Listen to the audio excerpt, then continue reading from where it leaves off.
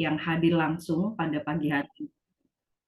Dan ya, kembali lagi, ini merupakan ajang belajar kita bersama gitu ya. Kami pun dari MV Trust juga dalam rangka menimba ilmu gitu ya, bagaimana ketika terdapat gitu ya, atau kami sendiri melakukan kegiatan yang menghasilkan limbah padat gitu ya, berupa banner acara dan sebagainya, bagaimana kita mengelolanya dengan bijak, dengan bertanggung jawab gitu ya. Nah, ini yang akan kita gali bersama-sama dengan pembicara kita pada pagi hari ini. Jadi nanti insya Allah akan ada sesi tanya jawab gitu ya. Monggo bisa dari teman-teman MV Trust ataupun Bapak Ibu hadirin pada pagi hari ini bisa memanfaatkan momen itu untuk bertanya langsung gitu ya kepada narasumber kita. Dan ini saya rasa satu kesempatan yang luar biasa. Saya pun sebenarnya baru pertama ini gitu ya in touch dengan teman-teman Parongpong. Jadi ini adalah suatu hal yang bagi saya kehormatan gitu ya bagi MV Trust Indonesia bisa bekerja sama dengan Parongpong dalam penyelenggaraan kegiatan pada pagi hari ini. Ya, mungkin kurang lebih seperti itu ya yang bisa saya sampaikan. Insya Allah di sini sekali lagi saya tekankan kita tidak dalam rangka berkampanye ataupun berpihak pada salah satu paslon gitu ya. Itu biarkanlah menjadi hak Bapak Ibu sekalian pada saat 14 Februari nanti gitu ya, yang akan kita soroti pada pagi hari ini lebih kepada how to solve how to solid waste yang dihasilkan gitu ya dari kegiatan-kegiatan baik itu kegiatan pemilu maupun kegiatan di luar kegiatan pemilu gitu ya, yang menghasilkan sampah banner yang mengandung bahan yang sulit didaur ulang. Ya, mungkin itu demikian yang bisa saya sampaikan. Selamat belajar, selamat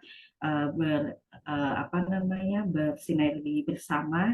Di sini forumnya adalah forum mencari solusi, bukan saling menyalahkan. Mari kita set up gelas kita sebagai gelas yang kosong untuk bisa menerima air sebanyak-banyaknya dari narasumber kita pada pagi hari ini. Terima kasih. Saya cukupkan. Assalamualaikum warahmatullahi wabarakatuh.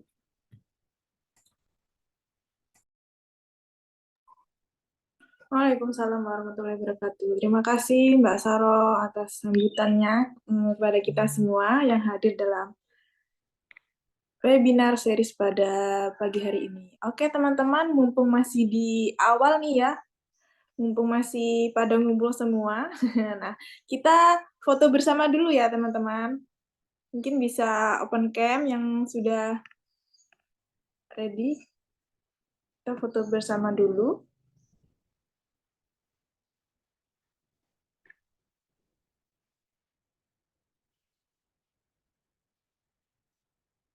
Oke, sudah semua?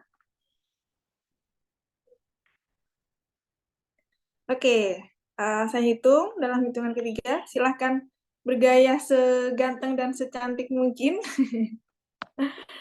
Saya hitung ya, 1, 2, 3. Satu kali lagi. 1, 2, 3.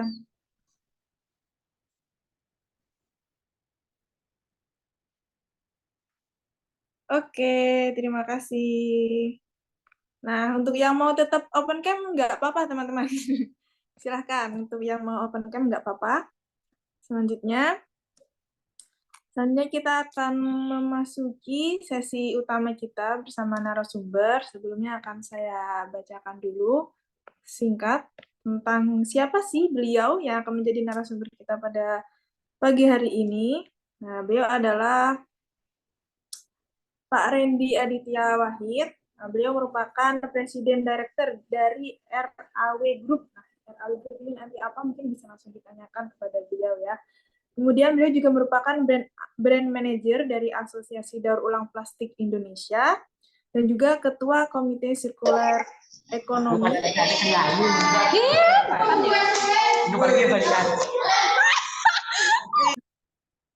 Oke, maaf ada gangguan sedikit. Oke, beliau adalah brand manager dari Asosiasi Daur Ulang Plastik Indonesia, kemudian Ketua Komite Sirkular Ekonomi dan Pengolahan Sampah dari Kamar Entrepreneur Indonesia. Nah, kita sapa dulu apakah beliau sudah bergabung.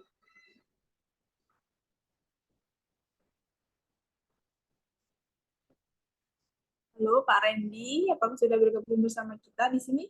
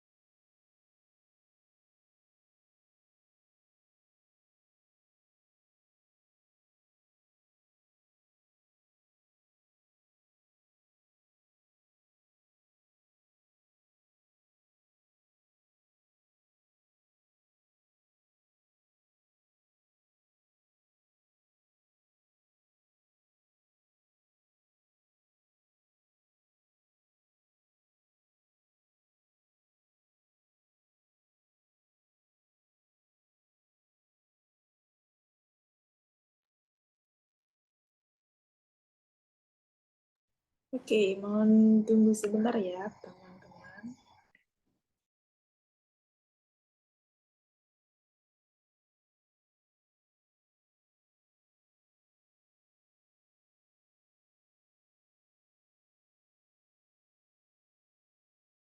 Oke, halo Pak Randy sudah bergabung?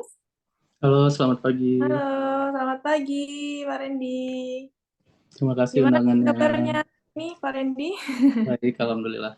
Alhamdulillah. Suara saya Oke, jelas ya? jelas. Oke, selamat bergabung Pak Randy. Jadi barusan kami sudah sampaikan tentang singkat profil tentang Pak Randy dan Pak Rongpong. Mungkin nanti teman-teman juga akan banyak tanya nih kalau yang belum tahu tentang Pak Rongpong atau Pak Randy kepada Pak Randy. Oke, sesi ini langsung saya serahkan pada Pak Randy. Kami persilahkan. Baik, terima kasih sebelumnya undangannya teman-teman yang Fitras, teman-teman yang join hari ini. Saya tadi minta bantuan untuk dibantu present ya, Kak. Di sama Kak Agustin. Ya,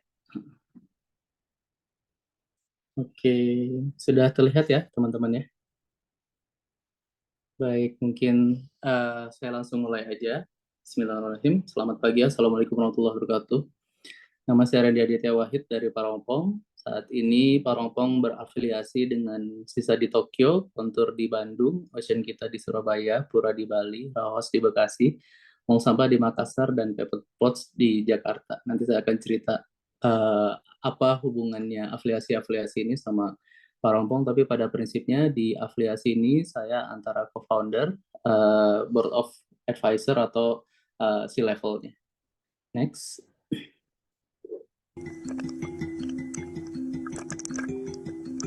Ini video profilnya yang menjelaskan tentang kurang lebih apa yang Parongpong lakukan.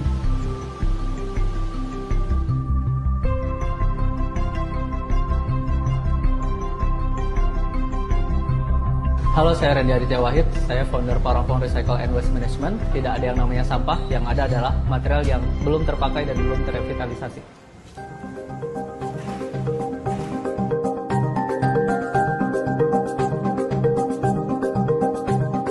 Kenapa sih orang terbiasa banget buang sampah puntung rokok tuh begitu aja?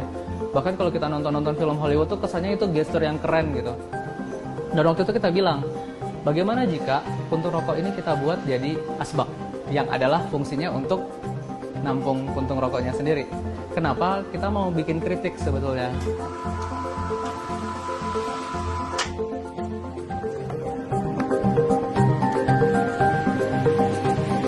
Jadi hydrothermal itu dia punya 3 prinsip. dia memanaskan hingga 200 derajat Celcius, dia menghancurkan dengan shredder, dan dia memberi pressure. Akibatnya, keluarlah satu produk yang bukan hanya homogen dan punya daya tahan yang baik, tapi yang keren dia steril.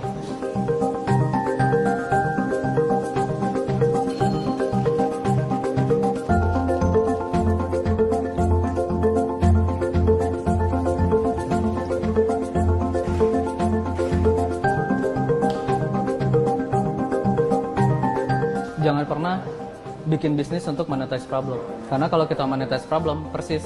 Kalau saya dapat uangnya dari sampah, saya akan takut sampah selesai. Saya dari awal prinsipnya adalah bikin bisnis untuk solve the problem. Ya, kurang lebih gitu introduction-nya. Jadi, kenapa sampai ada 8 perusahaan yang berafiliasi dengan Parompong? Karena saya percaya kalau ada masalah, kita selesaikan dengan membuat bisnis. Saya sekolah arsitektur di Parahyangan, mengambil sekolah bisnis di ITB, ambil circular economy di Mondragon University. Terakhir saya belajar dapat beasiswa dari pemerintah Denmark untuk belajar di DTU di Copenhagen untuk pengelolaan sampah dan teknologi pengelolaan sampah. Selain di Parompong, saya juga brand manager di Adupi, partner di Lingkar Temu Kabupaten Lestari, dan ketua Komite Pengelolaan Sampah dan Circular Economy di Kamar Entrepreneur Indonesia. Next.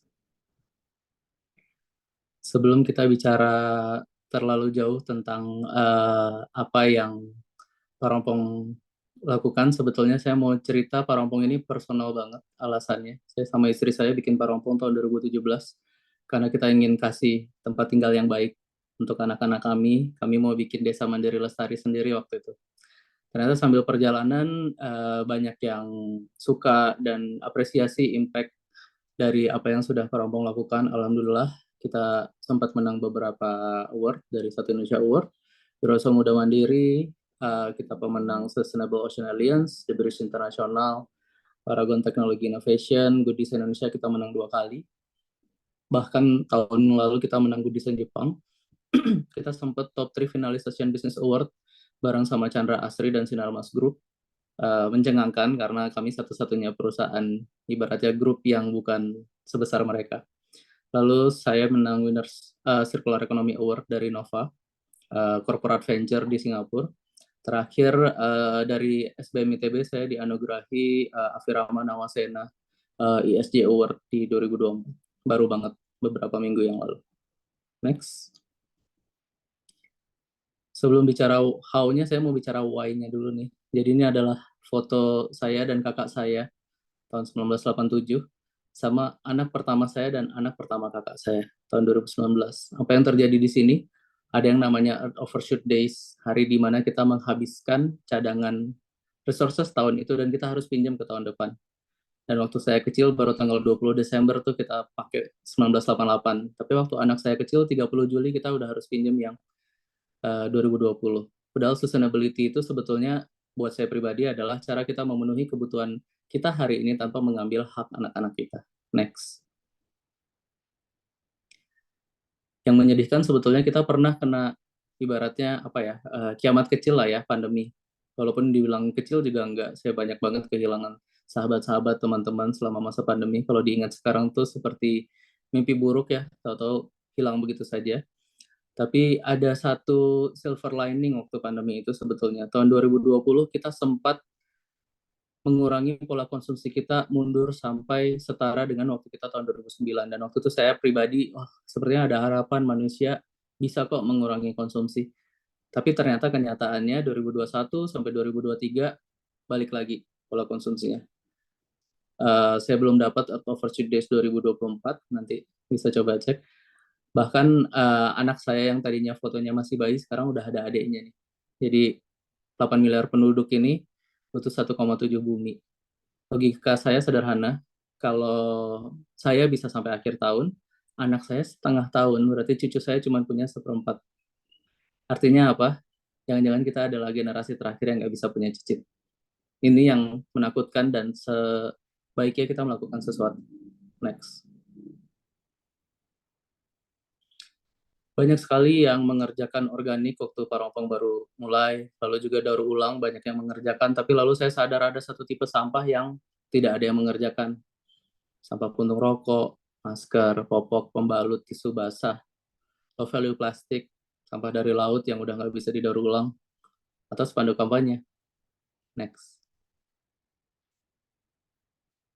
Jadi kita buktikan kalau sebetulnya tidak ada yang namanya sampah, yang ada adalah material yang belum terrevitalisasi. Kita bikin rumah waktu itu di 2018 sebetulnya, dari recycle styrofoam. Terus kita bikin program untuk pengolahan dan pengumpulan single use mask. Kita bahkan pernah mengerjakan dengan Sunset Park Bench di Potato Head untuk bikin bench 32 meter yang kami bangun dalam 27 hari dan menggunakan 600 kg sampah laut. Cita-citanya simple, kami ingin bikin zero waste high performance habitat kami sendiri. Mungkin panitia boleh dibantu, ada yang bocor. Tadinya di 2022, tapi sebetulnya sejujurnya karena pandemi ya, kita baru bisa ada secercah harapan untuk membangun Desa Mandiri Lestari kami ini sebetulnya sekarang di 2024. Nanti saya ceritakan di akhir slide. Next. Parompo bukan hanya mengumpulkan sampah dari darat, tapi juga dari laut. Lewat afiliasi kita, Ocean Kita ini adalah perusahaan Prancis yang joint venture dengan Parompo. Kita mengerjakan dari Jakarta sampai Papua menggunakan Trollnet teknologinya. 1 bulan tuh kita bisa mengumpulkan sampai dengan 10 ton. Next. Jadi kurang lebih seperti ini. Dari darat kita kumpulkan, dari laut juga lewat Ocean kita sorting, recycle organik residualnya. Kita masukkan ke traceability kita mau sampah, karena kita tidak bisa menyelesaikan masalah yang tidak bisa kita ukur.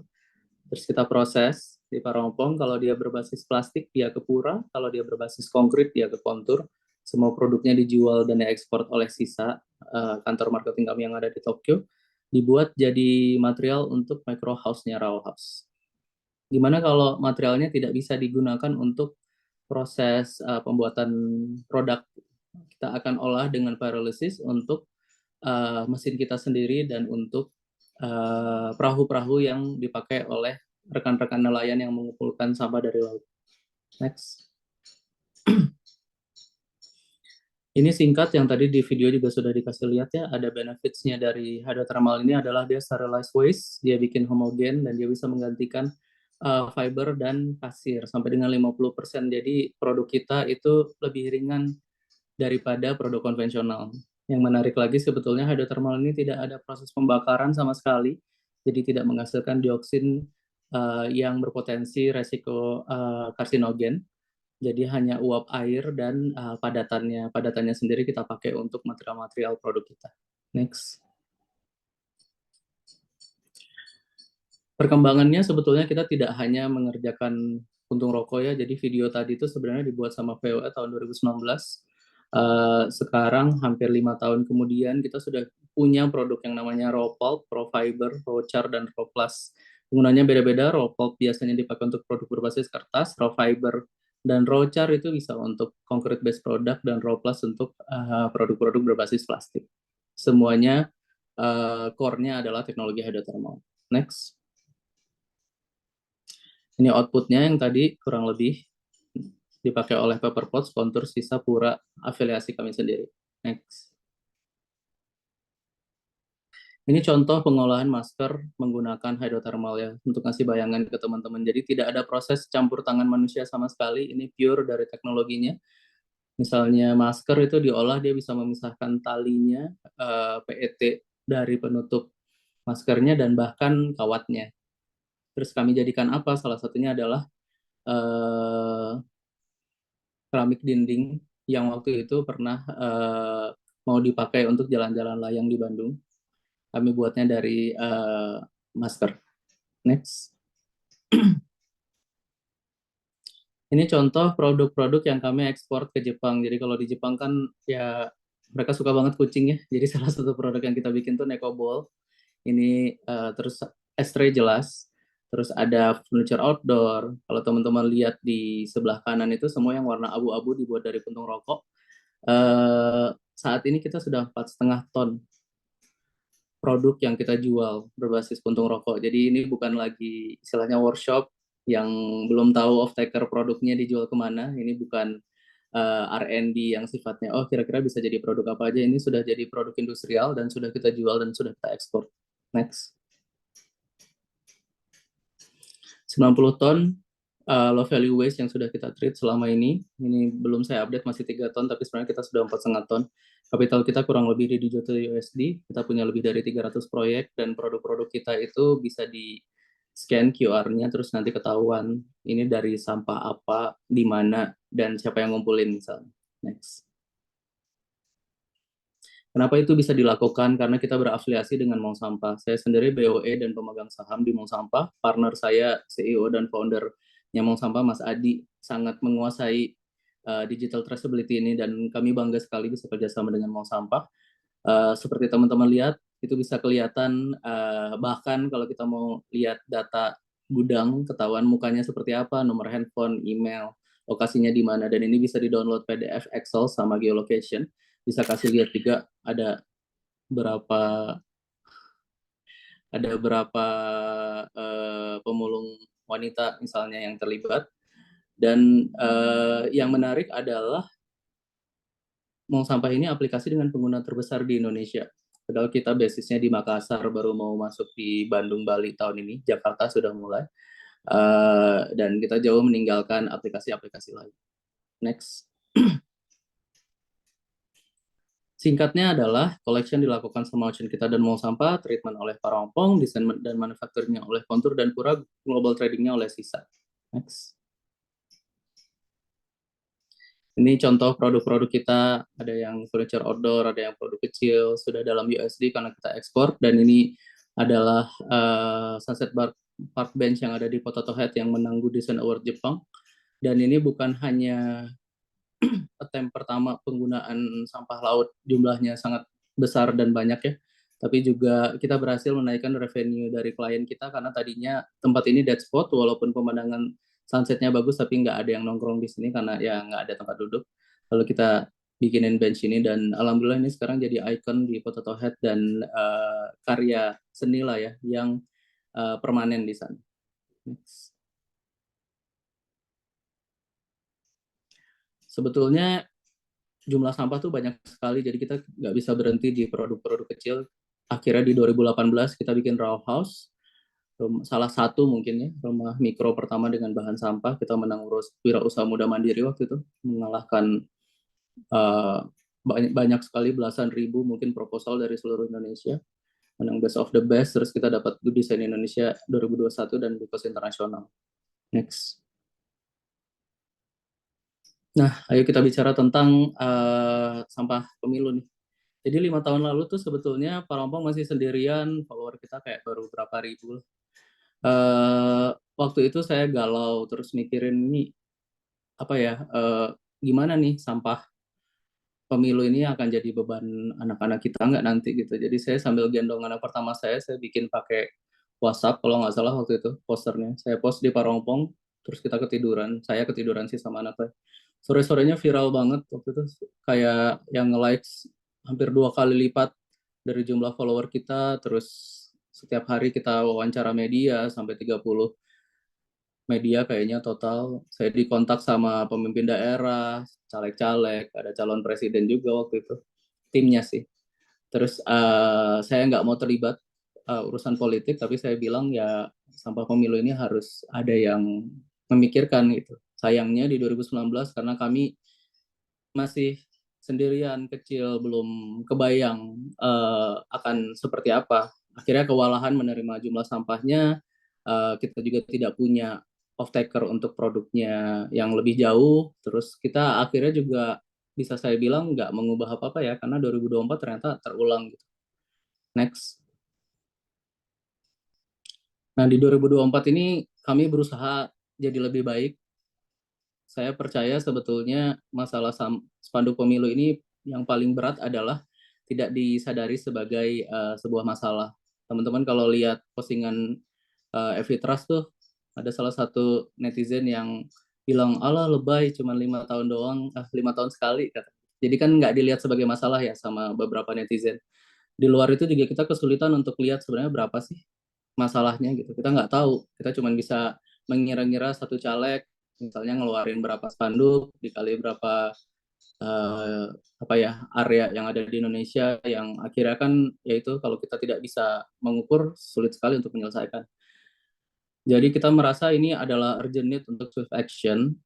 Akhirnya Parompong kerjasama dengan Kontur Concrete Lab, mau sampah, ekosistem, dan Carbonetics, kita mau bikin inisiatif yang bisa dapat immediate impact. Next. Objektifnya apa? Sebetulnya implement streamline waste management system supaya bisa zero election campaign yang ke landfill dalam 3 bulan. 3 bulan tentunya setelah pemilu ya. Ini kenapa 3 bulan? Karena kami coba bikin timelinenya sesuai dengan proses yang dilakukan sama teman-teman kolaborator ini. Next. Proyek kolaboratornya ada Parompong, kita bawa hydrothermal waste treatment, ada Kontur Concrete Lab yang nanti mengubah material conversion dari Parompong itu untuk jadi produk baru. Ada ekosistem yang akan mengumpulkan dan pick up sampah-sampah itu. Kotanya yang dimanapun kita sekarang lagi nyoba, mungkin hanya di Jakarta, Bandung untuk awal, karena kita pada prinsipnya kejar data. Lalu ada mall sampah integration, jadi semua sistem ini nanti akan ada digital traceability-nya. Semua project ini nanti akan dikalkulasi dan di-offset karbonnya oleh Carbonetics. Dan yang paling penting kita membuka kesempatan untuk kerjasama sama siapapun, individu, komunitas, yayasan, startup, untuk bisa join ke komunitas Parompong untuk bikin community blitz campaign-nya gitu. Karena sebaik apapun kita membuat ini ya kita butuh kolaborasi lebih luas ya. Jadi singkatnya adalah ekosistem mengumpulin, masukin ke digital traceability mall sampah, kasih ke Parompong, Parompong proses dibuat jadi produk sama Kontur, Kontur setelah jadi produknya kita lempar ke masyarakat, penggunanya seperti apa, terus nanti carbon footprint-nya kita kalkulasi dan offset. Saya belum terlalu bisa detail membahas program ini, tapi percayalah nanti pas kita start, kita pasti akan membuka peluang kerjasama seluas-luasnya. Next. Timeline-nya kurang lebih seperti ini. Di bulan pertama nanti mungkin tanggal 15 Februari startnya. Ekosistem akan liaise dengan Satpol PP atau bahkan seminggu sebelumnya, biasanya waktu masa tenang, untuk collect dan sort bannersnya berdasarkan material. Karena MRF-nya ekosistem ini sebetulnya sangat bagus. Saya bisa bilang ekosistem adalah waste management terbaik di Indonesia saat ini. Terus kita akan punya riset development hydrothermal teknologi seperti apa yang akan kita pakai untuk material-material banner yang tipenya beda-beda ini. Kita akan bikin kolaborasi dengan Kontur Concrete Lab. Rencananya mungkin kemungkinan besar kita akan bikin kursi, karena caleg-caleg ini kan rebutan kursi ya. Jadi kita akan bikin kursi untuk dikasih sama pihak yang membutuhkan. Salah satunya sekolah pemulung. Kita sekarang lagi coba diskusi dengan mereka apakah ini bisa dipakai sama mereka nanti. Terus kita akan ada integrasi dengan mall sampahnya untuk bisa ngukur. Jadi nanti katakanlah kita cuma bikin di Bandung sama Jakarta, tapi minimal kita jadi tahu, kita punya data gitu. Dan itu bisa jadi benchmark untuk ngukur data-data di kota lain. Bulan kedua tentunya kita sudah bikin hydrothermal waste treatment-nya, terus material conversion-nya diproses sama Kontur Concrete Lab, terus kita akan kerjasama dengan foundation sama community untuk off-take finish produknya dari banner waste ini. Lalu bulan ketiga, semua yang tertarik untuk join dan kerjasama dengan kami, kita akan bikin campaign sama-sama untuk raise awareness sama participation-nya. Terus kita ke collect dan offset carbon produce dari project-nya. Terus kita akan evaluasi dan refine digital traceability sistemnya untuk memastikan efisiensinya gitu. Tujuan utamanya apa? Ya kita harus bikin rekomendasi untuk 2029, karena 5 tahun lalu saya sama sekali nggak kebayang bahwa 2024 ya ternyata sama-sama aja gitu. Padahal kan sudah ada online media, pengguna TikTok, Facebook, Instagram Indonesia besar sekali. Sebetulnya tidak ada alasan kita harus mengotori kota seperti hari ini, dan tidak ada riset juga yang menunjukkan semakin banyak banner yang dipasang, peluang untuk menang semakin tinggi gitu. Jadi kita membutuhkan banyak sekali teman-teman dari berbagai ekspertis untuk meyakinkan bahwa nggak perlu kayak gitu. Untuk dapat suara banyak caranya yang lebih baik. Bahkan penelitian kami juga nanti akan masuk ke material apa sih yang paling mudah didaur ulang oleh sistem saat ini. Kalau banner itu kan rata-rata PVC dengan fiberglass ya, jelas-jelas PVC toksin gitu, jadi nggak semua industri daur ulang bisa mengerjakan. Kalau di Parompong kita ngerjain PVC sebetulnya. Apakah kita pikirkan pakai PP woven misalnya, itu salah satu yang paling mudah terurai dan mudah didaur ulang dan off-takernya banyak. Jadi rekomendasinya itu bukan hanya tentang bagaimana melaksanakan pemilu, tapi material yang harus dipakai seperti apa dan di mana saja kita bisa letakkan banner ini. Ini sih yang saat ini kita sedang coba usulkan setelah kita dapat report dari 3 bulan kegiatan yang dilakukan oleh Parompong, Carbonetics, Mall Sampah, Ekosistem, Kontur, dan teman-teman sekalian. Next.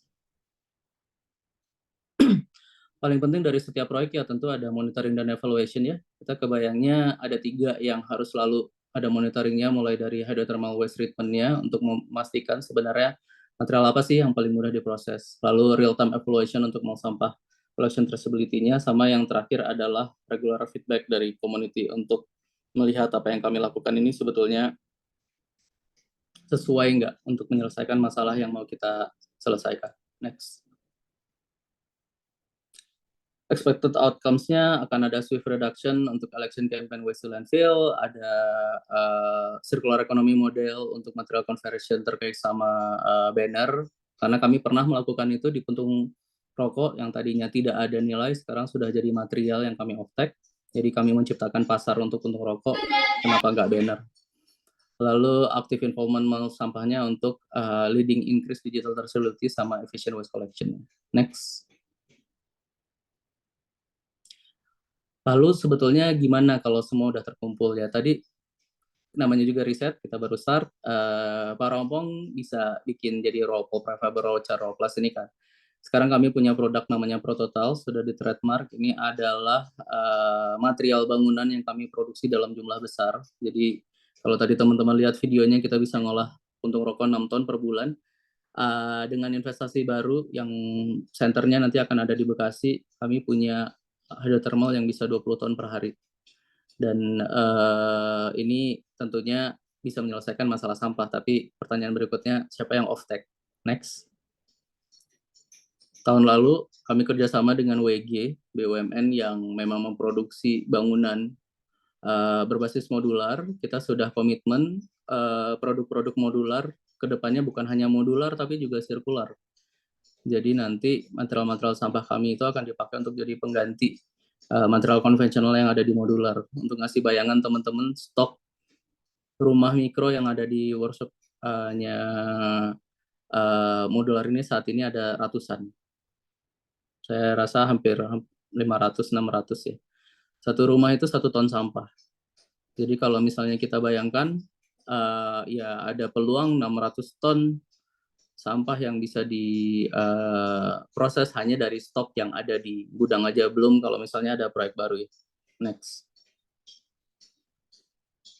Ini ada video sedikit tentang apa bayangan kami tentang. Buat saya, Indonesia proses adalah surga sustainability. karena semua yang saya butuhkan ada di alam Indonesia. Potensi kekayaan alam Indonesia sangat luar biasa. Kalau kita bisa merawat dan menggunakannya dengan bijak, kita semua bisa hidup sejahtera. Paradise kami bentuk untuk menjaga Indonesia tetap lestari dari satu kabupaten ke kabupaten lainnya. Paradise adalah Parompong, Raw House, FONCO, Divergent Action, dan Carbon Ethics. Kami adalah aliansi yang merupakan gabungan dari NGO, social enterprise, yang memiliki niat yang sama untuk Indonesia yang mandiri lestari, menggunakan sistem yang holistik dari hulu ke hilir, konservasi alam, dan pengelolaan sampah, yang akhirnya bisa memberikan edukasi bagi masyarakat one district at a time. Kami mengkampanyekan pengurangan sampah dengan menyediakan alternatif pengganti plastik. Kami juga melakukan program kolaborasi dengan masyarakat dalam program pengelolaan sampah, di mana kami memilah sampah lalu mendaur ulangnya menjadi material bahan bangunan. Dan menggunakan material tersebut untuk mendirikan rumah yang ramah lingkungan. Serta menggantikan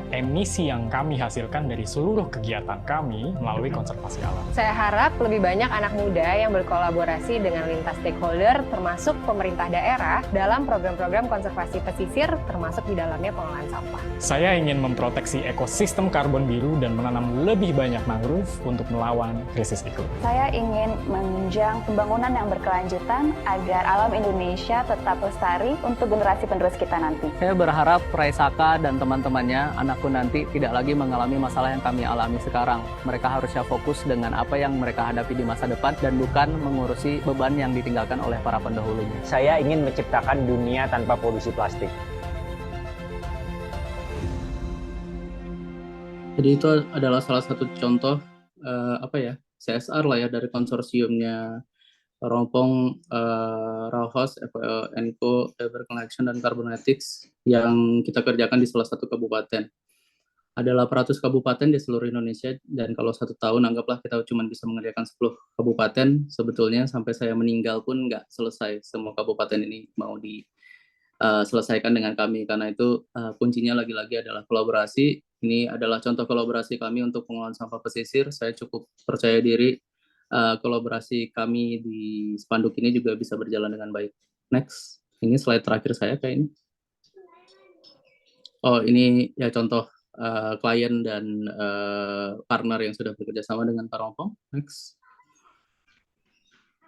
Jadi mimpinya saya pribadi itu lagi-lagi sederhana banget sih. Kalau tadinya kita adalah generasi yang tidak bisa punya cicit nih, kalau kita bisa menyelesaikan masalah sampah kita sendiri sehingga kita nggak bebankan ke generasi berikutnya, dan kita bisa jaga air, tanah, dan udara mereka, mungkin ada harapan.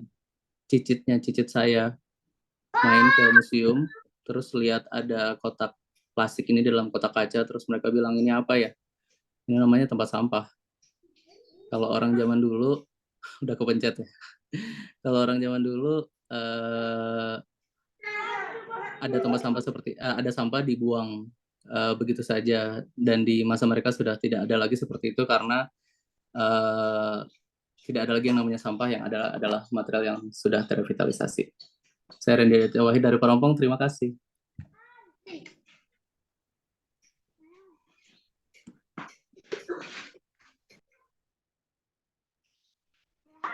Terima kasih Pak Randy. Wah, materinya sangat menarik. Sebenarnya akan banyak membuka diskusi kali ini di sesi tanya jawab bersama teman-teman. Terima kasih banyak Pak Randy atas materinya. Langsung saja ini, karena sepertinya sudah ada yang gatel ya mau tanya ya. Mungkin teman-teman yang hadir pagi hari ini, kita masuki sesi tanya jawab sesuai dengan materi yang sudah disampaikan oleh Pak Randy dari Pak Rompong pagi ini. Langsung saja teman-teman yang ingin bertanya bisa langsung raise hand atau bisa menulis di kolom chat. Monggo dipersilahkan.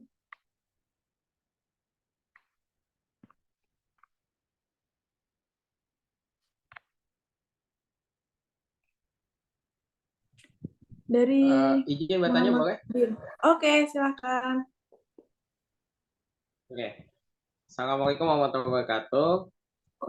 Selamat pagi Bang siapa tadi? Bang Randy, Pak Randy. Ya, Bang Randy Aditya ya, yang dari Parompong. Oke. Saya Muhammad Fadilsa dari Ekodin, mau izin bertanya terkait dengan menarik banget ya masalah pemilu juga. Kemarin juga saya lihat juga di sekitar Cakung ya, kebetulan Cakung itu dekat kosan saya, di sekitaran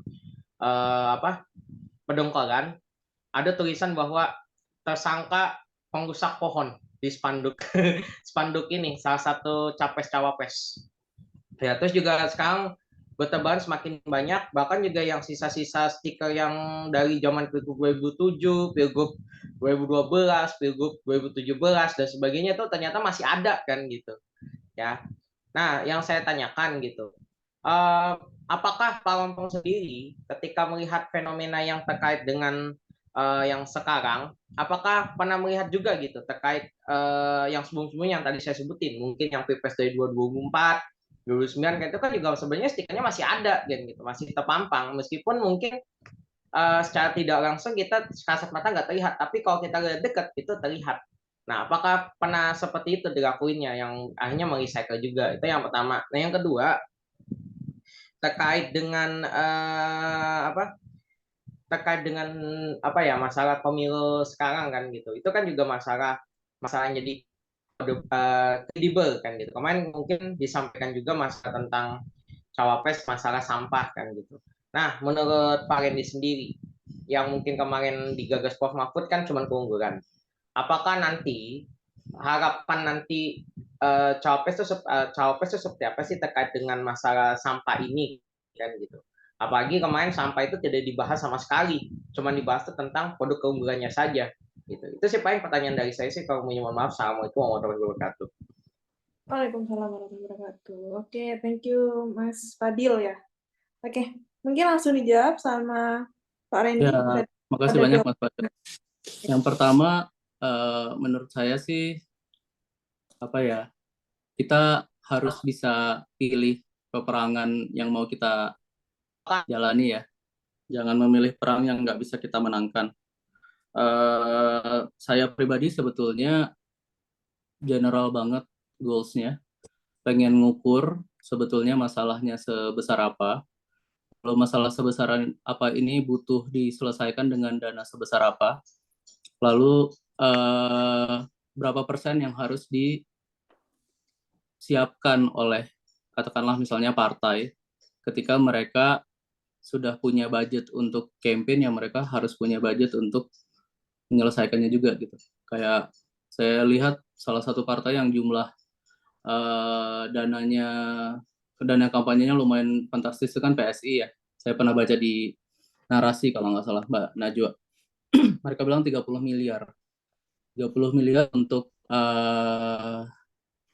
budget campaign. Nah, harusnya sih ada peraturan gitu. Jadi kita balik lagi ke peraturan, ada peraturan yang memang fokus ke proses daur ulangnya. Karena kan kalau kita ngomongin, mungkin bukan pemilu lah, kita ngomongin industri hari ini, wah Mas Fadil semangat banget ngomongin politik. Kita fokus aja lah ya sama urusan lingkungan ya. Saya nggak ahli politik, jadi saya cuma mau bilang bahwa ada Permen 75 yang bilang bahwa siapapun yang memproduksi harus mengerjakan, dan itu jadi cikal bakalnya untuk dipikirkan, production responsibility. Sebetulnya skema yang sama tuh bisa dilakukan untuk pemilu. Misalnya kita bikin program banner to banner atau banner to material lain, bring back your own banner dan lain-lain, sebenarnya bisa dilakukan seperti proses bottle to bottle yang sudah terjadi di negara-negara Eropa misalnya. Parompong sendiri sekarang lagi kerjasama dengan GIZ untuk bisa bikin digital deposit return system untuk produk skincare. Kenapa skincare yang dipilih? Karena kalau kita langsung ke AMDK tuh price sensitif banget.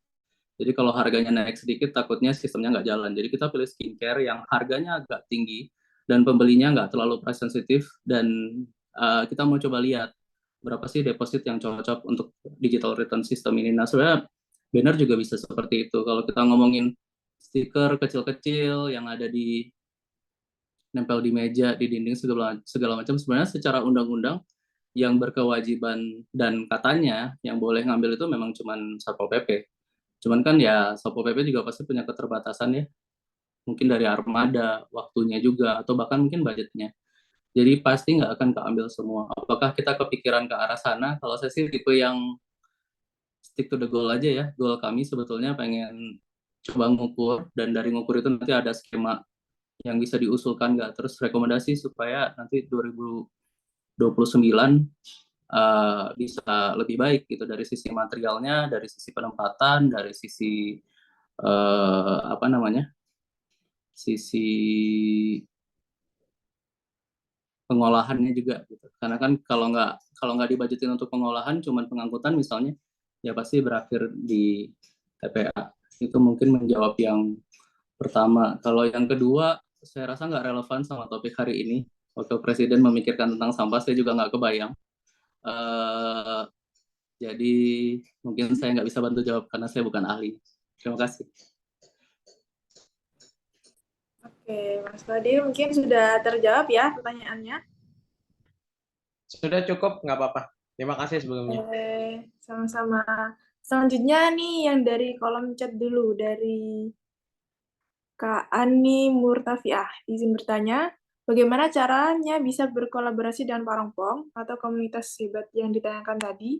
Kami notabene belum punya mesin-mesin canggih pengolahan sampah tersebut hingga menjadi produk yang cantik seperti itu. Kami dari TESTA, Taman Edukasi Sampah Terpadu Agrowisata Kabupaten Tegal, Jawa Tengah.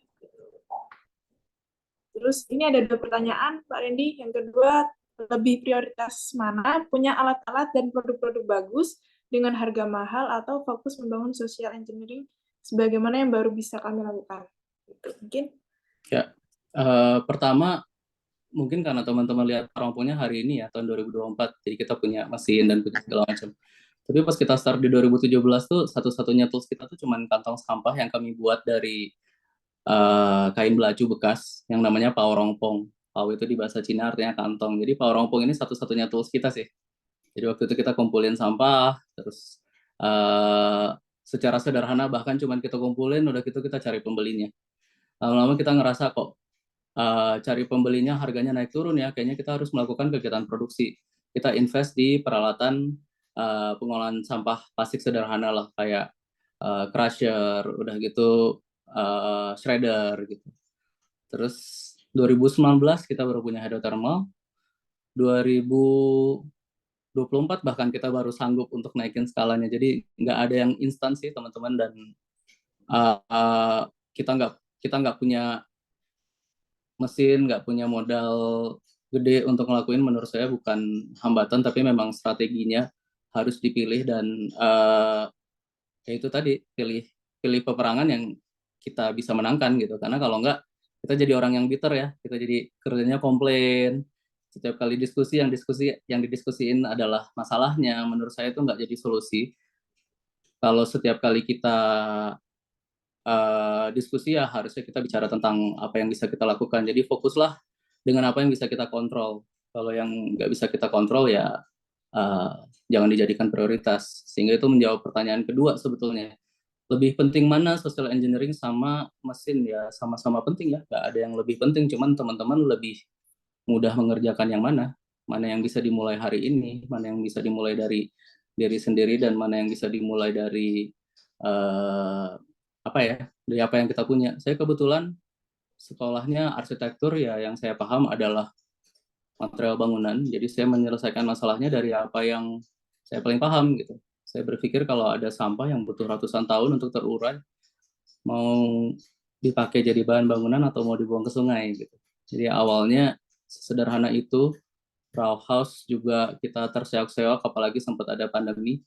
Cuman ya niat baik akan menemukan jalan. Kita nggak pernah nyangka akhirnya bisa MOU sama BUMN sebesar Wika, dan akhirnya bisa jalan bareng dan bisa bikin mimpi saya punya Desa Mandiri Lestari sendiri itu bisa terwujud ya, karena sekarang produksinya bisa di-upscale ya dengan kerjasama dengan Wika. Kalau menurut saya kuncinya konsisten aja sih. Karena yang saya lakukan alasannya personal banget buat anak saya, jadi ya saya nggak terlalu peduli dapat bantuan dari pemerintah atau enggak, dapat grant atau enggak, dapat apresiasi award atau dapat proyek atau enggak, ya karena memang ini penting buat anak-anak saya, ya saya kerjakan setiap hari. Akhirnya jadi ikigai-nya saya ya, reason to wake up in the morning. Fokusnya ke sana sih gitu. Jadi setiap orang ada jalannya masing-masing, Mas, dan yang penting kita konsisten aja. Saya belum pernah sih ketemu orang baik dengan niat baik dan melakukan secara tekun setiap hari terus nggak berhasil. Rata-rata berhasil, Pak. Baik, terima kasih. Jawabannya sangat mencerahkan. Oke, sudah terjawab ya Kak Ani. Selanjutnya ini ada Kak Hanifah, raise hand. Mungkin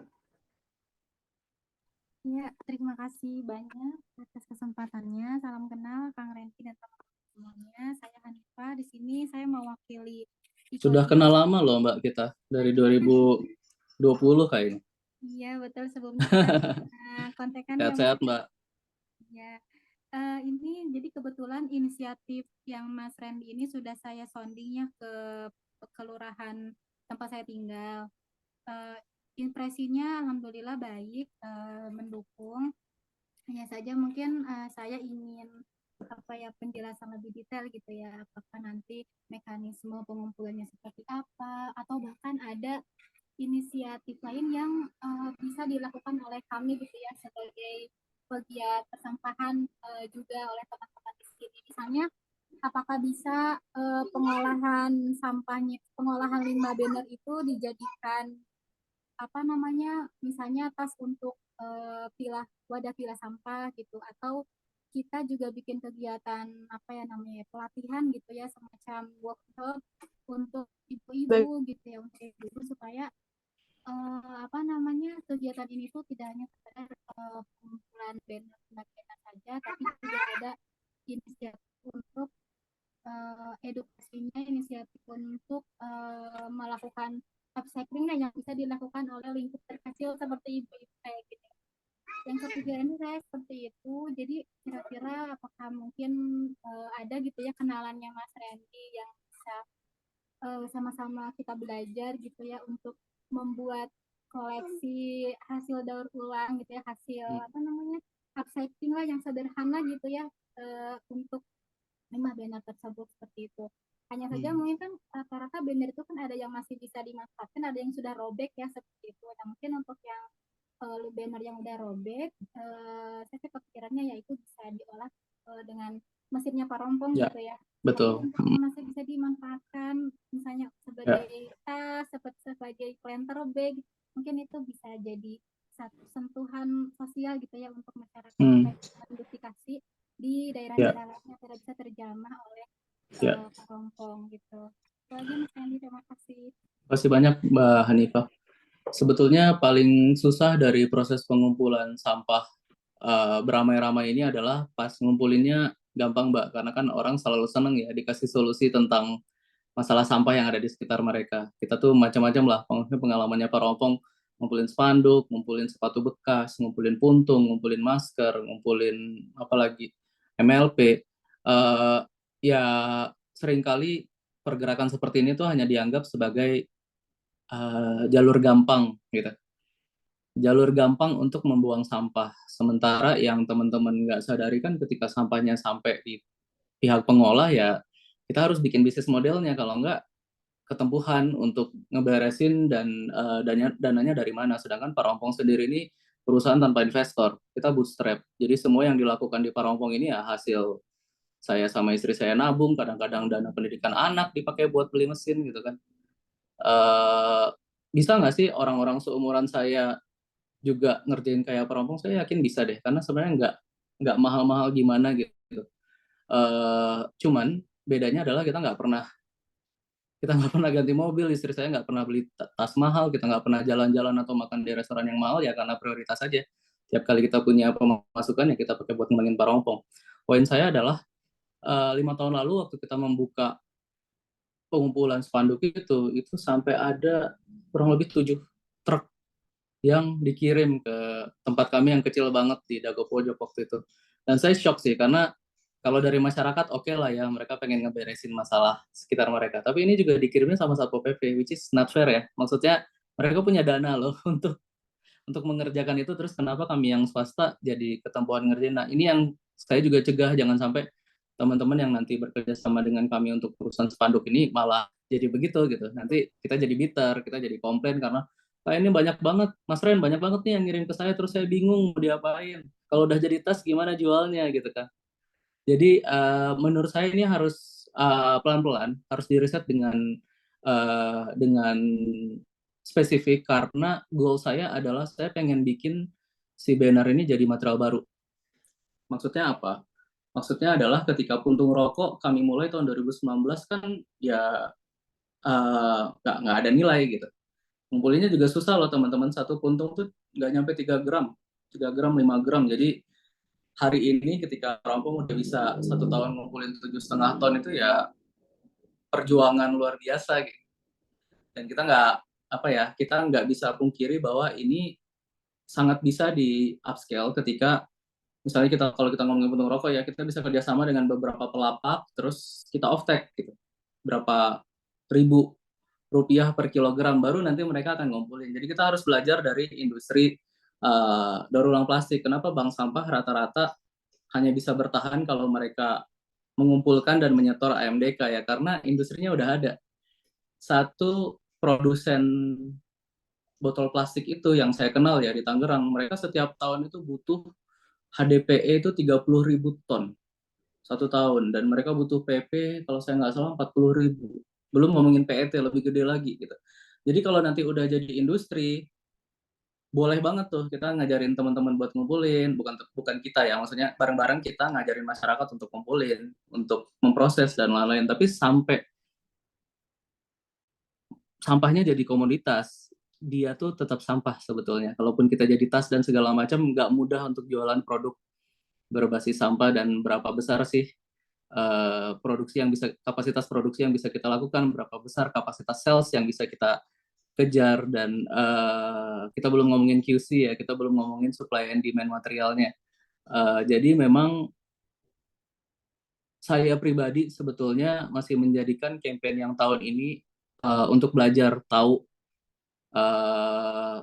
berapa sih sebetulnya jumlah sampah ya, lagi-lagi itu goals-nya adalah berapa sih jumlah sampah yang dihasilkan di satu kota dari kegiatan pemilu ini, lalu berapa besar biaya yang harus dikumpulkan untuk koleksi, digital traceability, mengkonvert jadi material, mengkonvert jadi produk, mengoffsetnya secara karbon, yang kita harus trial. Dan jujur aja ini teman-teman, geng kolaborasi saya ini nggak nerima dana dari manapun, jadi ekosistem bayar sendiri, Karbonetics bayar sendiri, Kontur bayar sendiri, mau sampah bayar sendiri, Parongpong bayar sendiri. Kita nggak ada yang istilahnya pakai dana sumbangan atau donasi, karena kami pengen independen, kami pengen data yang nanti keluar tuh benar-benar pure, bukan didanai katakanlah oleh caleg atau oleh brand gitu. Kita pengen benar-benar dapat datanya, dan alhamdulillah si CEO perusahaan-perusahaan ini orang-orang baik, dan mereka memang sadar bahwa ini masalah ya, akhirnya mereka agree untuk kerjasama bareng Parongpong gitu. Berapa batasan berat? Kita jadinya nggak pakai sistem kirim ke Parongpong, Mbak. Jadinya yang tadi saya ceritakan, ekosistem akan kerjasama langsung dengan Satpol PP. Jadi kalau kita nerima dari masyarakatnya, saya belum tahu kapan. Tapi salah satu cara kita untuk menyortir jumlah yang masuk itu adalah dengan pakai aplikasi nanti. Jadi kalau teman-teman punya aplikasi mau sampah, kemungkinan besar kita akan pakai itu untuk yang nerima dari individu. Terus kalau batasan berat segala macamnya, sebetulnya nanti akan terkurasi dengan sendirinya, karena kan biaya ongkirnya kita nggak tanggung, Mbak. Jadi mungkin ada beberapa teman-teman yang kayak, wah saya terlalu berat kalau harus kirim sampai 1 ton, biayanya terlalu tinggi buat saya ngumpul. Saya masukin misalnya kayak 500 kilo atau misalnya 10 kilo aja gitu. Jadi ini semua adalah sistem yang masih kita coba, dan kita pengen lihat sih apakah dengan cara yang seperti ini kita bisa dapat data. Karena waktu pengumpulan masker pun kami melakukannya dengan mandiri, independen, kita nggak ada kerjasama dengan perusahaan masker sama sekali. Kita berhasil ngumpulin sekitar 6 kali 5, 30.000 liter ya masker dalam waktu 6 bulan kalau saya nggak salah. Dan itu kita bikin sistem yang kurang lebih mirip kayak sekarang. Jadi Parongpong dan beberapa partner ngongkosin produksi kami sendiri, terus kita akhirnya bisa dapat data gitu.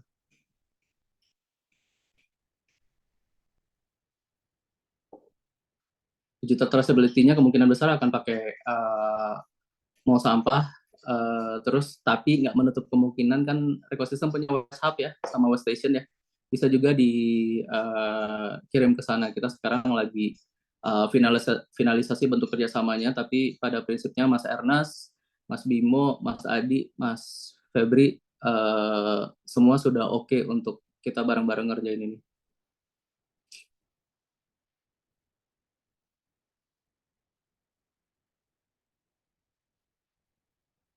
Oke, Kak Hanifah, mungkin sudah terjawab pertanyaannya?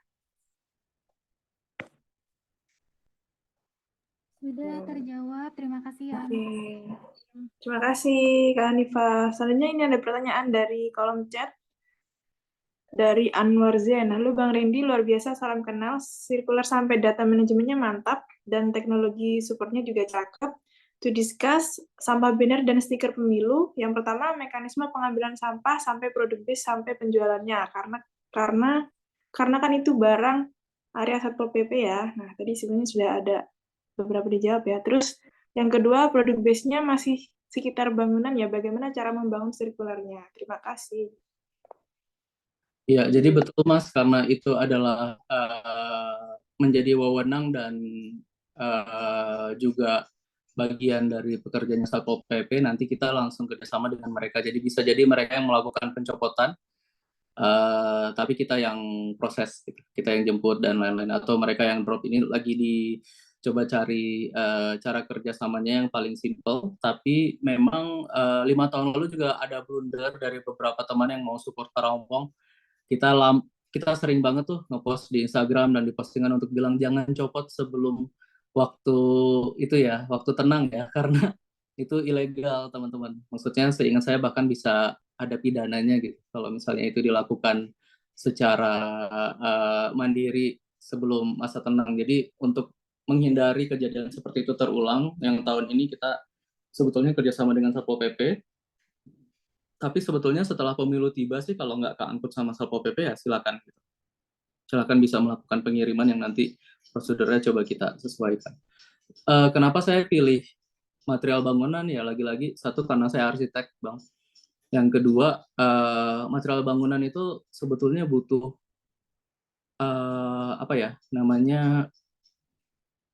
ketahanan yang panjang gitu. Jadi saya pribadi merasa sebaik-baiknya produk itu adalah produk yang menyelesaikan kebutuhan primer ya, sandang pangan papan ya. Karena sulit banget sampah dijadiin bahan makanan kecuali kita kayak maga larva misalnya dibikin jadi BSF, BSF-nya di proses jadi produknya bisa jadi makanan ternaknya kita makan, itu bisa pangan. Kalau di sandang itu sulit banget karena sandang ini game bisnisnya kalau saya lihat lebih ke tersier gitu. Jadi jarang banget orang beli baju supaya nggak dingin atau supaya melindungi diri, rata-rata ya karena self expression, brandnya dan lain-lain. Sedangkan yang namanya papan itu basic banget ya, manusia memang butuh infrastruktur kita semuanya itu membutuhkan material yang baru dan salah satu yang kami lakukan di Parangpong adalah menggantikan pasir kan dari sampah ini, dan pasir itu sebenarnya adalah sumber daya alam yang makin lama makin habis dan tidak bisa didaur ulang, dan kalau kita biarkan terus terjadi dia jadi mungkin ya nggak ada sisa nanti buat anak-anak kita. Industri konstruksi sendiri tuh menyumbang banyak sekali problem ke polusi udara, air, tanah. Jadi saya sebagai orang yang dari lulus kuliah sampai sekitar tahun 2016 sebelum saya bikin Parangpong itu masih berkutat di dunia itu ya, sadar bahwa saya harus cari cara untuk membayar apa yang saya lakukan lah gitu.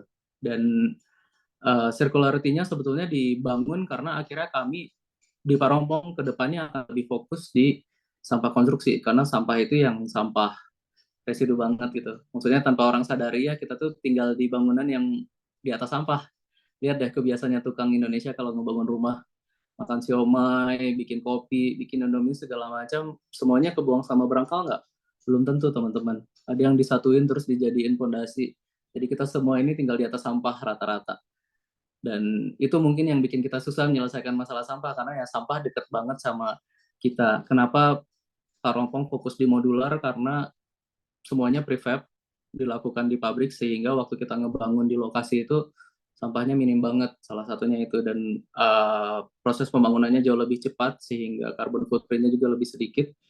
Dan material-material sampah residu ini memang cocok banget untuk jadi agregat. Makanya tadi kan produknya Parangpong kan ada Rauca, Raw Plus, Raw Fiber, Raw Pulp, itu sebenarnya sangat cocok untuk jadi bahan bangunan. Dan Indonesia ini sebenarnya masih backlog housing, masih banyak banget warga negara Indonesia yang nggak punya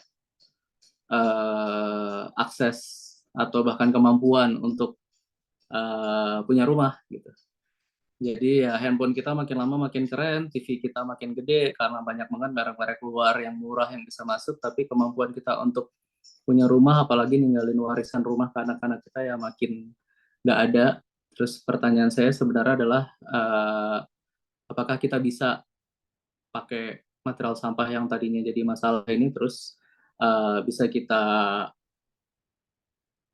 manfaatkan untuk mengurangi ketergantungan kita terhadap material konvensional yang sebetulnya kita pinjam dari anak-anak kita dan nggak ada kita mungkin bahkan nggak sempat untuk ngebalikin dengan kondisi lebih baik. Jadi itu, dan saya juga tadi baca komennya tentang AI, kita nggak pakai AI sebenarnya sama sekali nggak. Jadi digital traceability kita tuh sistem aja sebenarnya, manusia yang masukin, manusia juga yang proses, kita belum secanggih itu, tapi digital traceability kita tuh cukup terbukti. Klien-klien kita terutama perusahaan-perusahaan besar yang pakai, mereka sudah berkali-kali diaudit dan nggak pernah ada masalah. Jadi ya kami cukup percaya diri sih dengan digital traceability yang di-provide sama Mall Sampah ini.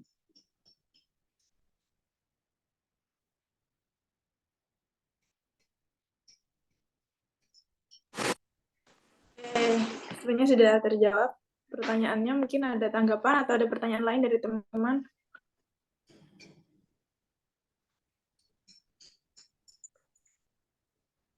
Oke, dari Mbak Siti Miasaro. Monggo. Ya, halo Mas Randy, salam kenal ya Mas. Halo. Ya, ini aku ini banget ya, tertarik banget gitu dengan yang disampaikan Mas Randy, luar biasa inisiatifnya gitu ya. Tadi kita banyak ngobrolin tentang ketika sampah sudah terbentuk gitu ya Mas ya, solusi-solusinya gitu. Mungkin saya akan sedikit tarik ke belakang gitu ya, sebenarnya apakah ada contoh gitu ya, cara ataupun bahan atau material yang bisa lebih ramah lingkungan gitu ya, secara material juga lebih mudah didaur ulang gitu ya dibandingkan dengan material masif kita gunakan gitu ya, karena ini kan kita berbicara bukan hanya tentang event pemilu ya Mas ya, kadang kayak kegiatan-kegiatan organisasi, kegiatan pemerintah gitu ya, itu juga memerlukan atau menghasilkan sampah banner ketika kegiatannya sudah selesai gitu. Mungkin itu dari saya Mas, terima kasih. Betul banget Mbak Siti, jadi sebaik-baiknya pengelolaan sampah adalah tidak menghasilkan sampah sama sekali dari awal. Kebetulan memang kalau Parompong ini kan kita kerjanya tukang pel ya, jadi airnya udah keburu melebar, kita yang ngepel gitu. Tapi tentunya kami selalu bekerja sama kok dengan teman-teman yang kerjanya nutup keran, dan mereka biasanya lebih ahli untuk itu. Tentang material apa yang cocok untuk jadi pengganti banner, sejujurnya kalau di Parompong dan rekan-rekan periset kami tuh lagi ngulik PP Woven Mbak. Jadi PP Woven itu kayak karung beras, karung-karung yang teman-teman suka lihat lah, yang dia di itu ya, di istilahnya dirajut, di woven lah gitu ya. Sebenarnya PP itu menarik karena mereka mudah banget luruh. Jadi kalau masuk shredder tuh gampang banget, apalagi kalau tintanya itu bisa pakai soy ink. Jadi ada tinta soy ink, ada juga yang tinta, pokoknya tinta yang jangan jadi B3 aja, karena spanduk sendiri itu kalau dari undang-undang ya mungkin bisa jadi masuk B3 karena kan dia ada tintanya gitu. Makanya kalau dia tidak pakai hydrothermal sebetulnya susah sekali untuk memisahkan tinta dari bannernya, terus fibernya dari PVC-nya itu susah. Makanya kalau nanti teman-teman lihat produk yang Parompong bikin, itu kita akan kerjasamanya dengan kontur, karena di berbasis konkret itu karbonnya kita capture gitu. Dia nggak ada melting prosedur sama sekali, jadi nggak ada yang terbakar terus jadi dioksid dan karsinogen.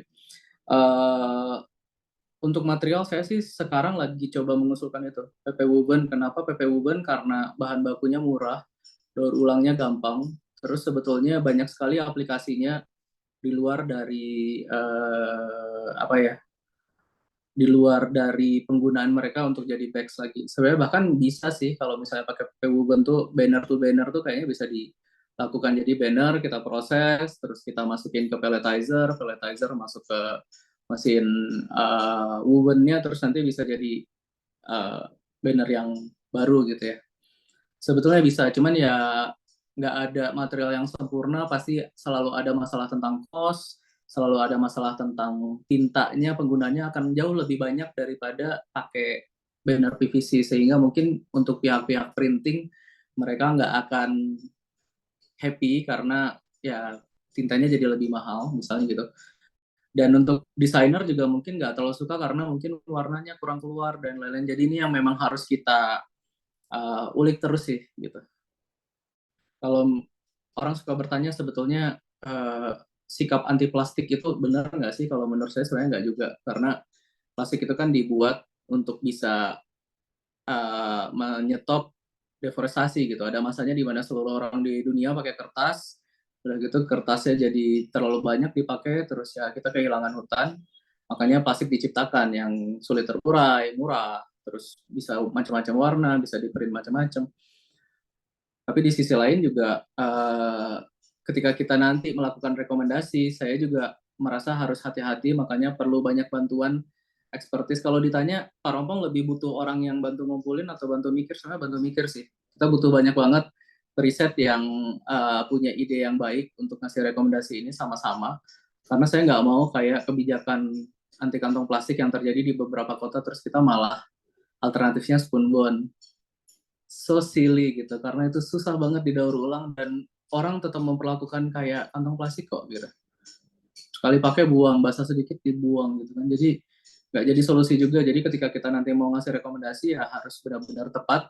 Yang paling saya khawatir dari kegiatan-kegiatan kayak gini adalah niat-niat baiknya jadi ternodai sama isu politik, sama keinginan untuk dapat stage, keinginan untuk dapat proyek. Makanya kolaborasi awal dari proses pengelolaan spanduk ini saya benar-benar ngontak startup-startup yang CEO-nya saya kenal betul, track record-nya dan benar-benar tulus mau ngeberesin masalah ya, karena mereka sebenarnya ngeluarin modal dan effort ya, terus kita belum tahu ini akan jadi apa ke depan, cuman ya emang harus ada yang ngelakuin sih gitu. Makanya di salah satu di paparan saya tadi, selain kami berlima kan ada satu yang namanya komunitas Parompong, itu sebenarnya itu mewakili siapapun lah yang ingin terlibat, tapi jangan bantu kami dengan ngasih spanduk gitu, itu sama sekali tidak membantu, itu nambah beban.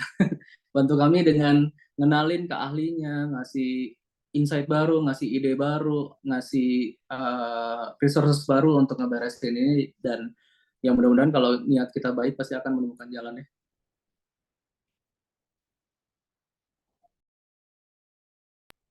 Siap, terima kasih Mas Randy.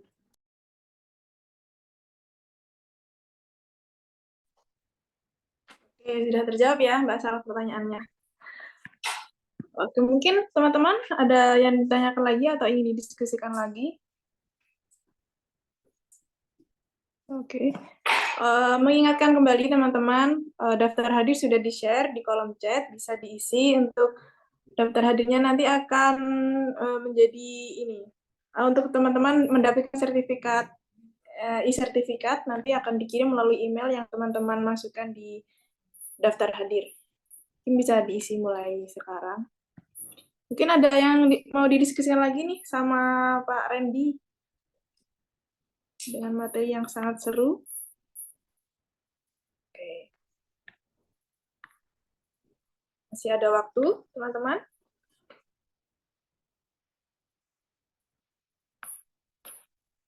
Sepertinya dari teman-teman sudah cukup ya.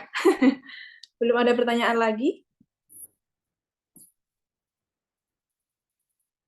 Kalau belum, mungkin saya mencoba menyimpulkan sedikit dari apa yang kita ikuti selama pagi hari ini. Jadi tadi Pak Randy menyampaikan bahwa sebaik-baiknya pengolahan sampah itu ya tidak menghasilkan sampah dari awal ya Pak ya. Kemudian juga ketika kita ingin berkontribusi untuk mengolah sampah, itu kita fokus pada apa yang bisa kita kerjakan dulu. Jangan pilih perang yang kita nggak bisa menangkan, gitu tadi disampaikan sama Pak Randy. Jadi kita fokus dengan apa yang bisa kita lakukan dengan kemampuan dan apa yang bisa kita lakukan dari diri kita sendiri, kemudian dari apa yang sudah tersedia dan paling mudah kita lakukan gitu. Kalau dari pemaparan dari Pak Randy tadi, dengan diskusi dari banyak teman-teman, lumayan banyak nih insight-insight yang didapat, jadi nggak merasa sendiri sebagai apa ya, sebagai tim yang berkecimpung di dunia Ya, persampahan. itu yang paling penting, Mbak. Ya, Paling jadi penting adalah kita nggak ngerasa sendiri, karena biasanya kalau kita ngerasa sendiri kita ngerasa paling benar, habis itu kita jadi nggak baik sama orang, ya kan? Oh, kamu pakai plastik, kamu pakai sedotan, padahal cara kayak gitu malah bikin mereka makin antipati dan malah jadi nggak mau berbuat baik gitu. Jadi memang harus cari circle yang positif, energinya bagus, yang sukses gitu. Jadi kita nggak bitter gitu. Iya, bener banget. Kalau dari Amphitrust Indonesia itu kita tagline-nya collaboration for sustainability, Pak Randy. Jadi kita harus benar-benar nyari orang-orang yang bisa kita ajak berkolaborasi dengan apa ya, frekuensi yang sama tentang lingkungan gitu. Mungkin itu sih yang dapat disimpulkan dari sesi kita pada pagi hari ini. Selanjutnya mungkin saya minta Pak Randy untuk menyampaikan closing statement ya dari diskusi kita pada pagi hari ini yang sangat menarik ini. Mangga Pak Randy. Terima kasih banyak. Pertama-tama makasih teman-teman Amphitrust. Mudah-mudahan yang kita bahas bermanfaat ya, karena any kind of human activities taking resources but creating no value is a waste. Jadi semoga pagi ini nggak jadi waste. Lalu harapan saya sih sebetulnya yang kita lakukan ini jadi normal, bukan sesuatu yang niche atau sesuatu yang kayak terkesan mulia dan lain-lain. Harusnya normal-normal aja kok, karena suka ada yang nanya ke saya, Mas, kenapa memilih untuk green business? Saya bilang, nggak ada yang namanya green business. Every business should be green gitu. Buat apa sih kita duitnya banyak tapi kemana-mana harus pakai tabung oksigen misalnya. Kita banyak kliennya tapi mau minum air aja susah banget karena air kotor gitu. Jadi memang saya sih alhamdulillah didukung banget ya sama istri, terutama untuk apa yang saya lakukan sampai hari ini. Mulai dari transferan ratusan ribu sampai sekarang Pak Rompong alhamdulillah tahun ini udah PKP gitu. Dan kita fokus aja sih sama apa yang kita kerjakan, dan tiap kali kita ngelihat ada yang sudah jadi tuh harus lihat tadinya dia gimana gitu. Perjuangannya kayak apa, karena kalau nggak kita selalu ngerasa tertinggal, terus kayak kayaknya nggak bisa sih, dia mah hoki kali bisa kayak gitu, dia kenal ini kenal itu. Tapi semua orang tadinya mulai dari nggak punya apa-apa, nggak kenal siapa-siapa, nggak bisa ngapa-ngapain, tapi ya kalau setiap hari dikerjain bisa. Dan mudah-mudahan spanduk ini sebetulnya masalah sampah yang pelik banget, karena utamanya sebetulnya ada tanggung jawab di bahkan Bawaslu ya mungkin ya, sebelum kita melihat ke pihak-pihak yang lain. Jadi kalau 5 tahun lagi nanti jadi ada peraturan yang mudah-mudahan kita nggak ngalamin yang kita alami hari inilah ya. Sekarang kan kalau mau nanya jalan, dari situ Pak nanti ketemu abang ini yang nyari istri belok kiri, terus ketemu ibu ini yang lagi main tanjidor belok kanan gitu kan. Jadi penanda jalan gitu. Dan kita rasanya nggak tahu ya teman-teman gimana, kalau saya pribadi sih rasanya kesel sih lihat muka-muka mereka kayak yang ceria janji ini itu, tapi ternyata nggak tahu jadi apa. Ya udahlah pakai Instagram aja, jadi kita bisa blok kalau nggak suka, atau kita nggak follow kalau kita nggak happy gitu kan. Kalau di jalan kan bareng-bareng susah banget. Dan kita bahkan dari tadi tuh belum sempat ngomongin sisa potongan loh teman-teman. Jangan lupa banner tuh ukurannya bukan segitu. Jadi setiap kali banner yang customize itu pasti ada sisa potongan. Bahkan sebelum masuk ke kota kita, di tempat bikin bannernya aja tuh udah banyak banget sampah. Di Surabaya tuh katanya waktu pemilu tuh peningkatannya sampai 10% sampahnya dibanding biasa, kan 10% gede banget ya. Jadi ya itu sayangnya kan data-data ini sedikit-sedikit nih teman-teman, kayak Surabaya gini, Purwakarta gini, Bandung gini. Makanya kami mau coba tahun ini, mudah-mudahan teman-teman kebayang niat baik kami, kita hitung, udah gitu kita lihat masalah realnya apa, terus kita bikin rekomendasi. Cuman itu sih yang orang mau lakuin di tahun ini. Mohon doanya, dan kalau ada kata-kata yang salah saya mohon maaf. Oke, terima kasih banyak Pak Randy waktunya di hari yang weekend ini ya. Yang weekend ini ya kita diskusi bareng sama Pak Randy yang sangat insightful. Semoga next kalau kali ini kita masih ketemu secara virtual, mungkin nanti bisa berkolaborasi lebih lanjut dengan Amphitrust Indonesia. Selanjutnya ini karena kita ketemunya secara virtual aja, jadi ada penyerahan e-sertifikat untuk Pak Randy, mohon untuk diterima. Dan Mbak Saroh, nanti kita Mohon izin untuk ambil screenshot ya. Oke.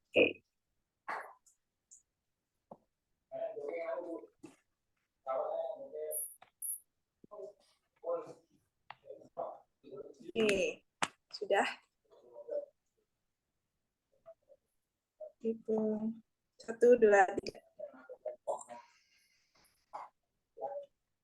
Lagi 1, 2, 3.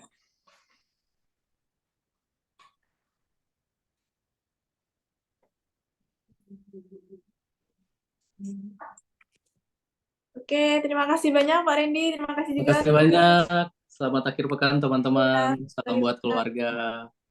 Siap. Mengingatkan kembali teman-teman untuk yang belum mengisi daftar hadir, linknya ada di kolom chat ya. Silakan untuk mengisi. Terima kasih. Saya sebagai pembawa acara pada pagi hari ini mengucapkan terima kasih dan mohon maaf apabila ada salah-salah kata atau pengucapan yang kurang berkenan untuk teman-teman semua. Saya akhiri webinar pada pagi hari ini. Assalamualaikum warahmatullahi wabarakatuh. Waalaikumsalam warahmatullahi wabarakatuh. Waalaikumsalam warahmatullahi wabarakatuh. Waalaikumsalam warahmatullahi